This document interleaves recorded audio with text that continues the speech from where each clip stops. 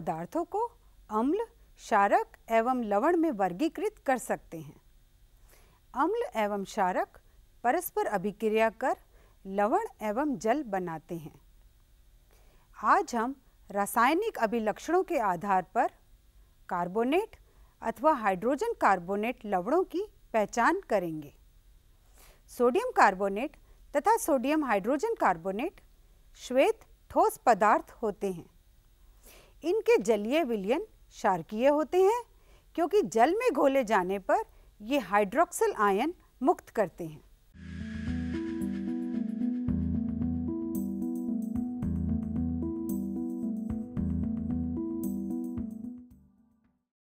Carbonate तथा hydrogen carbonate लवण तनु अम्लों के साथ क्रिया कर कार्बन डाइऑक्साइड गैस उत्पन्न करते हैं। इस प्रकार उत्पन्न कार्बन डाइऑक्साइड गैस चूने के पानी को दूधिया कर देती है।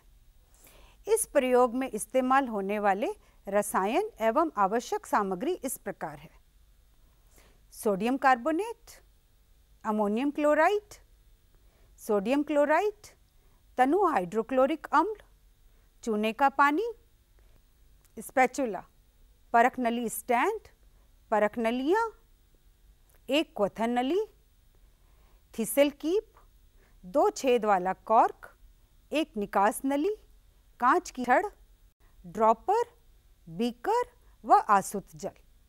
आइए अब हम प्रयोग शुरू करें। हमारे पास 3 लवण हैं।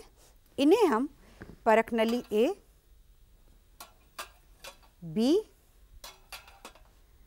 व सी में अलग अलग डालते हैं।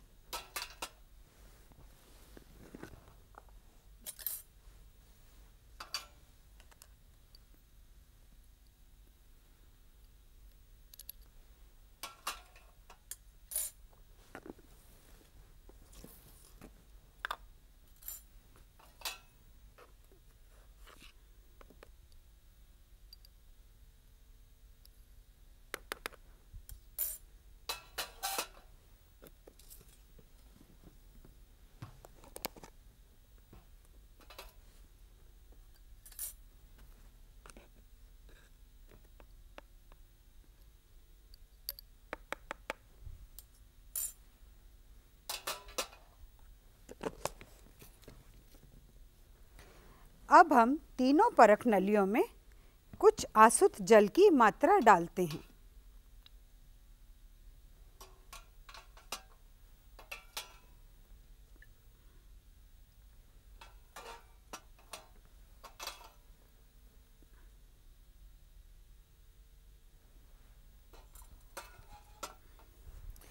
तीनों परख नलियों को क्रमशः हिलाएंगे ताकि लवण आसुत जल में पूरी तरह से घुल जाए।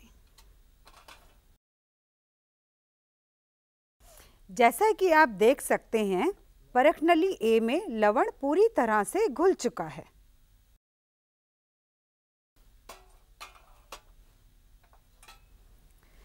परख नली बी में भी लवण पूरी तरह से घुल चुका है।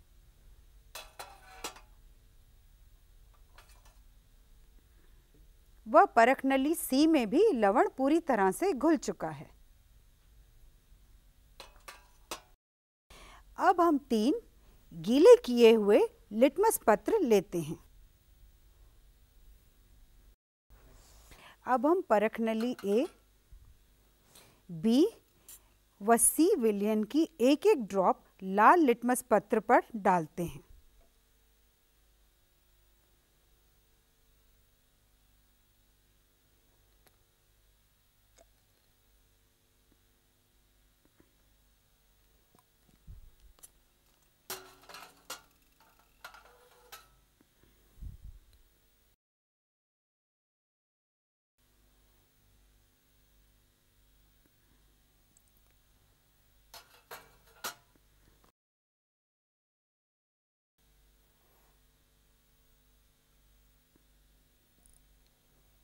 क्या आपको लाल लिटमस पत्रों के रंगों में कोई परिवर्तन नज़र आता है?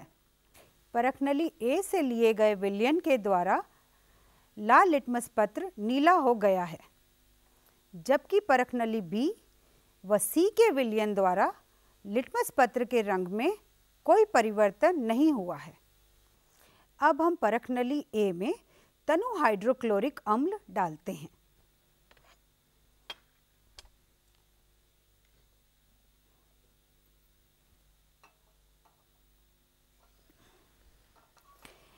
आप देख सकते हैं इस परख नली में बुदबुदाहट के साथ एक गैस उत्पन्न हुई।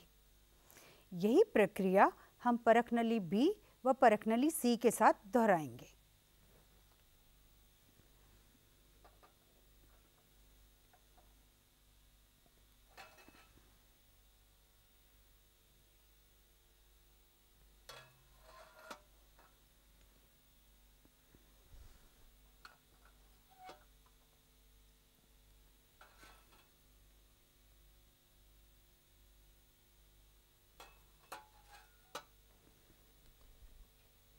जैसा कि आपने देखा, परख नली ए के विलयन से बुदबुदाहट के साथ एक गैस उत्पन्न हुई, परंतु परख नली बी व परख नली सी की स्थिति में कोई परिवर्तन नहीं हुआ।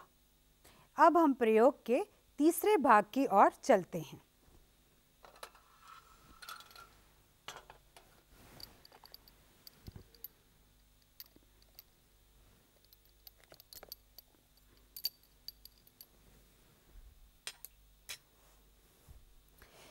अब हम क्वथन नली में एक 2 छिद्र वाला कॉर्क, जिसमें पहले से ही हमने निकास नली व थिसल कीप लगाई हुई है, लगाते हैं। एक अन्य परख नली में चूने का पानी लेते हैं।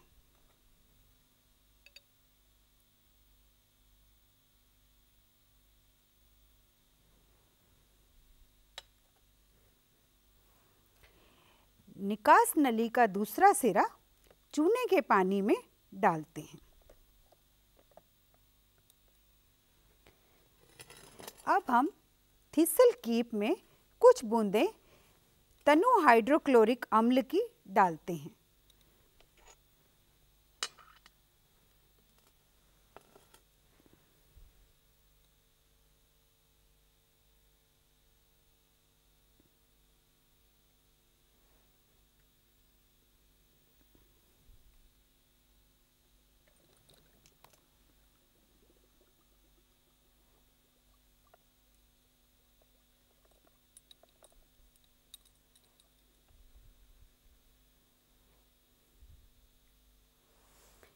आप देख सकते हैं चूने का पानी दूधिया हो गया है।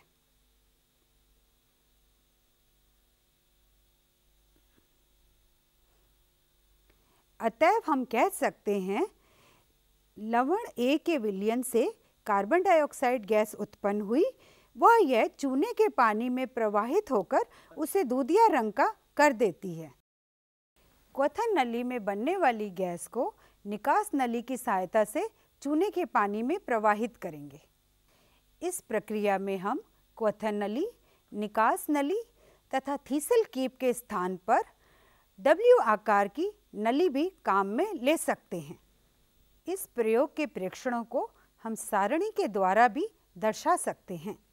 नमूने, लाल लिटमस पत्र पर प्रभाव, तनु हाइड्रोक्लोरिक अम्ल से क्रिया, चूने के पानी पर प्रभाव। नमूना ए नीला हो जाता है, बुदबुदाहट के साथ गैस निकलती है, दूधिया हो जाता है।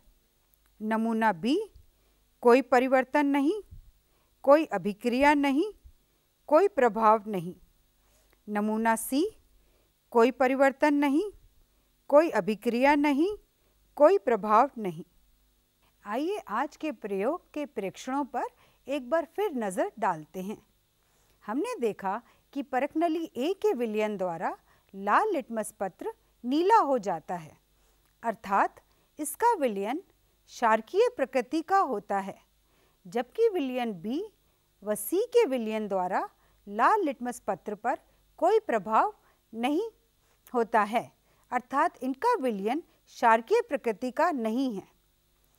परख नली ए का विलयन तनु हाइड्रोक्लोरिक अम्ल के साथ अभिक्रिया करता है, जबकि परख नली बी व सी का विलयन अभिक्रिया नहीं करता है।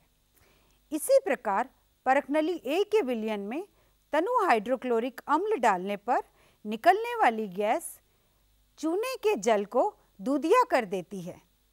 आज की गई गतिविधि एवं प्रेक्षणों के आधार पर हम कह सकते हैं कि परखनली ए में कार्बोनेट अथवा हाइड्रोजन कार्बोनेट लवण हैं, जबकि बी व सी में नहीं।